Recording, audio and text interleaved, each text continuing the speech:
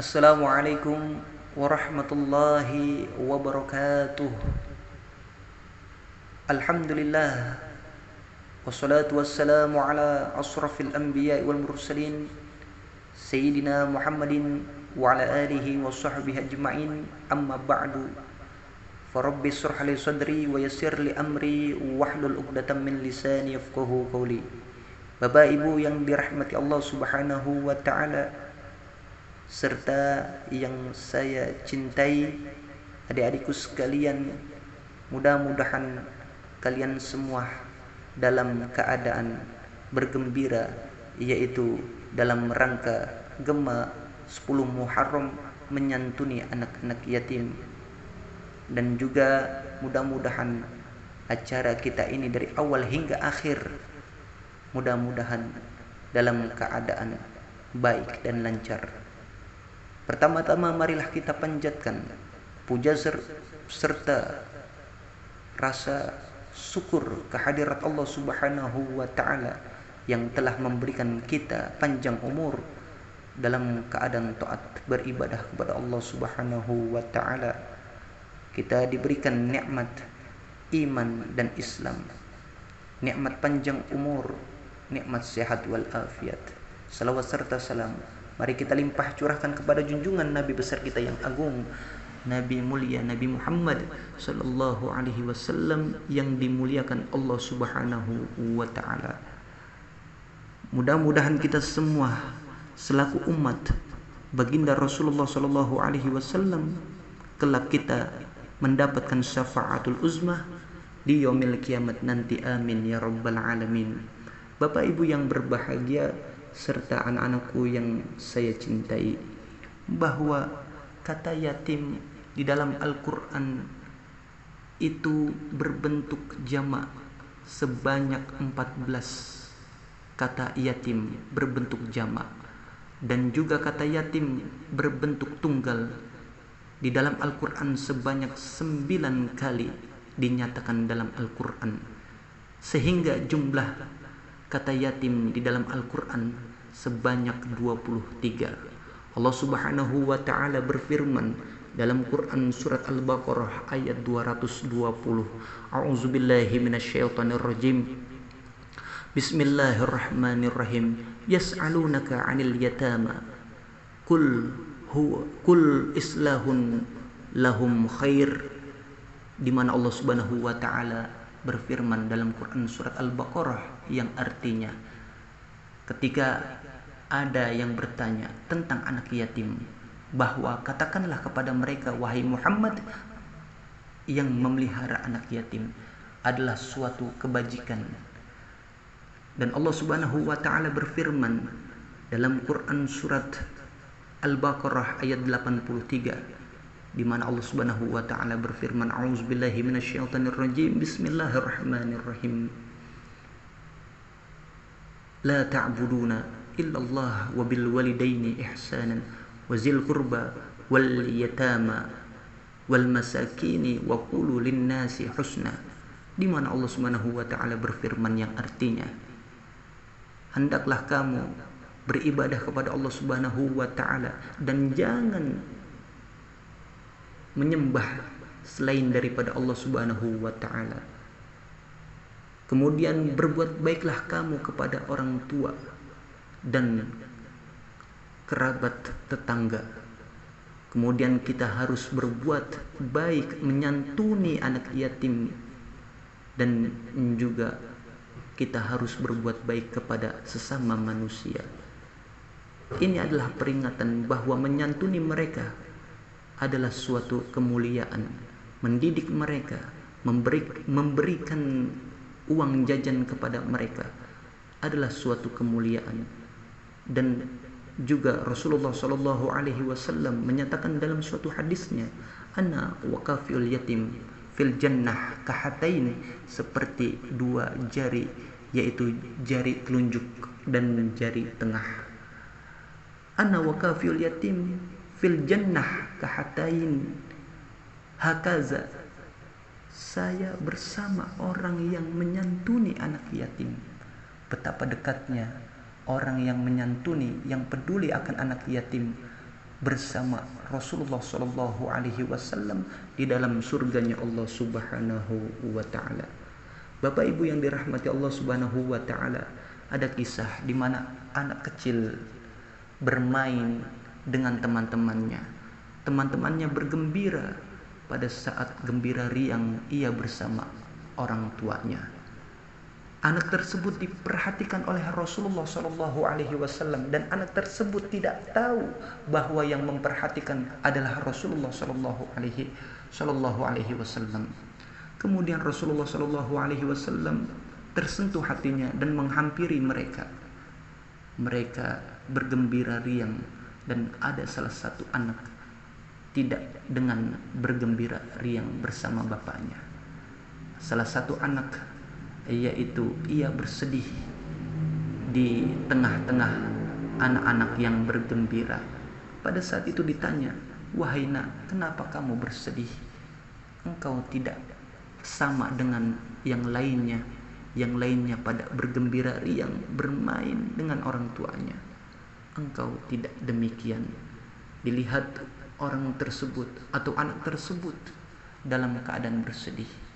"Wahai paman," jawab anak tersebut, "bahwa orang tuaku yaitu bapakku telah meninggal pada saat peperangan mengikuti Rasulullah Shallallahu Alaihi Wasallam."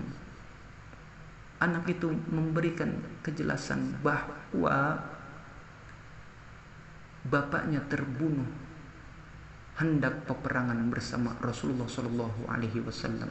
Anak itu tidak tahu ia dihampiri oleh Rasulullah Shallallahu Alaihi Wasallam dan Rasulullah Shallallahu Alaihi Wasallam bersedia, "Wahai nak, maukah kamu menjadi anak angkat?" Anak angkat yang dimaksud adalah bukanlah anak seorang anak yang diangkat-angkat, melainkan yang dimaksud Rasulullah Shallallahu Alaihi Wasallam anak yang dipelihara oleh Rasulullah Shallallahu Alaihi Wasallam. Kata Rasulullah Shallallahu Alaihi Wasallam, "Saya adalah bapakmu. Sekarang saya adalah bapakmu. Kemudian Aisyah adalah ibumu. Kemudian Hasan Husain adalah saudaramu. Kemudian Fatimah adalah saudaramu. Kemudian Sayyidina Ali karramallahu wajhah adalah pamanmu." Mendengar pernyataan tersebut, ia berpikir bahwa Rasulullah Shallallahu Alaihi Wasallam memiliki istri yang namanya Aisyah, kemudian memiliki anak yang namanya Sayyidatina Fatimah Az-Zahra, yang memiliki cucu yaitu yang bernama Hasan wal Husain, yang memiliki sepupu yaitu Sayyidina Ali karramallahu wajhah. Lantas anak tersebut yang tadinya bersedih di tengah-tengah anak-anak yang lain yang sedang bergembira bersama bapaknya, anak tersebut bergembira, kemudian menjadilah anak angkat Rasulullah Shallallahu Alaihi Wasallam. Selang beberapa tahun Rasulullah Shallallahu Alaihi Wasallam wafat, kemudian anak ini kembali bersedih di tengah orang-orang yang bergembira. Kemudian anak ini ditanya oleh teman yang lain, "Kenapa pada saat dulu engkau bergembira, sekarang engkau bersedih? Ada apa?"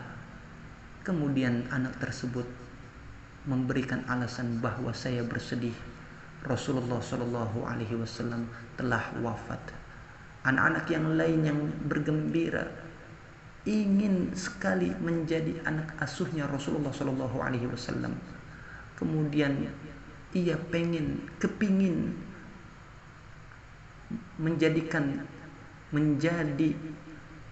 yang bernasib anak tersebut yang diangkat sebagai anak Rasulullah Shallallahu Alaihi Wasallam. Yang lainnya, teman yang lainnya ini menginginkan bahwa saya ingin sepertimu, saya ingin memiliki nasib sepertimu. Betapa bahagianya kamu, seorang yatim, kemudian kamu diangkat sebagai anak oleh Rasulullah Shallallahu Alaihi Wasallam, dan teman-temannya ini ingin seperti anak tersebut. Kemudian setelah wafatnya Rasulullah Shallallahu Alaihi Wasallam, anak ini yang tadinya bergembira langsung bersedih kembali karena peninggalan Rasulullah Shallallahu Alaihi Wasallam. Bapak Ibu yang dirahmati Allah Subhanahu Wa Taala, Sayyidina Umar radhiyallahu anhu setelah peninggalan Rasulullah Shallallahu Alaihi Wasallam, ia berkeinginan juga ingin memelihara anak ini yang pernah diasuh oleh Rasulullah Shallallahu Alaihi Wasallam, yang pernah dijadikan anak angkat,